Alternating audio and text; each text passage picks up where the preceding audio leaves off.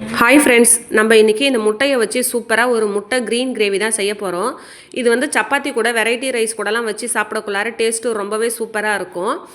இப்போ நான் 5 முட்டையை வேக வச்சு எடுத்துருக்கிறேன். இப்போ ஒரு கடாயில் 1 ஸ்பூன் அளவுக்கு ஆயில் சேர்த்துக்கலாம். ஆயில் கொஞ்சம் சூடானதுக்கப்புறம் 5 பல்லு பூண்டு, 2 வெங்காயம், ஒரு விரல் துண்டு அளவுக்கு இஞ்சி, ஒரு பச்சை மிளகாய் எல்லாத்தையுமே நல்லா வதக்கி எடுத்துக்க போகிறோம். கிரேவி எந்த அளவுக்கு தேவையோ அந்த அளவுக்கு வெங்காயத்தை சேர்த்துக்கோங்க. இப்போ வேக வச்சுருக்கிற முட்டையை ஒரு முட்டையை 4 பீஸாக கட் பண்ணி எடுத்துக்கலாம். இப்போ இந்த முட்டைக்கு வந்து மசாலா தான் போட போகிறோம்.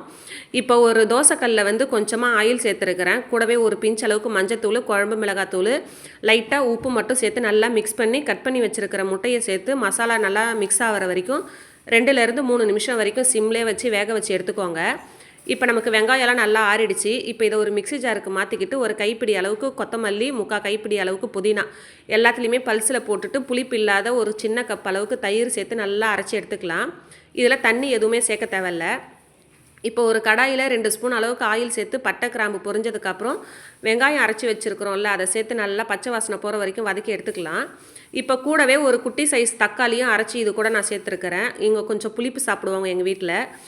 உங்களுக்கு தக்காளி புளிப்பு வேண்டானா அதை சேர்க்க தேவையில்ல. இது எல்லாமே பச்சை வாசனை போனதுக்கப்புறம் ஒரு பிஞ்ச் அளவுக்கு மஞ்சத்தூள், 1 ஸ்பூன் அளவுக்கு கரம் மசாலா, 1 ஸ்பூன் அளவுக்கு குழம்பு மிளகாத்தூள், கிரேவிக்கு தேவை உப்பு எல்லாத்தையுமே சேர்த்து நல்லா எண்ணெய் பிரிஞ்சு வர்ற வரைக்கும் நல்லா மிக்ஸ் பண்ணி எடுத்துக்கலாம். இப்போ போட்டு வச்சுருக்கிற மசாலா முட்டையும் இது கூட சேர்த்து 2லேருந்து 3 நிமிஷம் வரைக்கும் சிம்லே வச்சு பெரட்டி எடுத்தோன்னா நமக்கு சூப்பரான முட்டை க்ரீன் கிரேவி ரெடி ஆகிடும். இதை சாப்பிட்டுட்டு நம்மளோட பார்த்தாவோட ரியாக்ஷன் என்னன்றதை நீங்களே பாருங்கள்.